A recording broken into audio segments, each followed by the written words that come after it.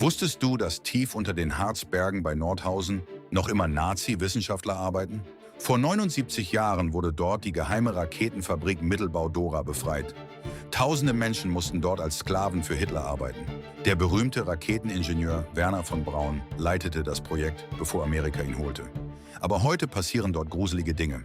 Nachts sehen Wächter Männer in weißen Kitteln durch die alten Tunnel gehen. Sie hören das Geräusch von Maschinen und deutsche Stimmen, die über Raketen sprechen. Manchmal hört man Schreie. Die Arbeiter im Museum haben so viel Angst, dass sie bestimmte Bereiche nicht mehr betreten. Uniformierte Gestalten verlangen von ihnen, mehr Raketen zu bauen. Bewegungsmelder schlagen in versiegelten Bereichen an. Im Sommer wird es dort plötzlich eiskalt. Die Legende sagt, diese Geister arbeiten noch immer an Hitlers Rachewaffen. Sie sind gefangen in einer endlosen Schicht für einen Krieg, der längst vorbei ist. Liked das Video, folgt dem Kanal und fragt euch, was für Geheimnisse verbergen sich unter unseren Füßen.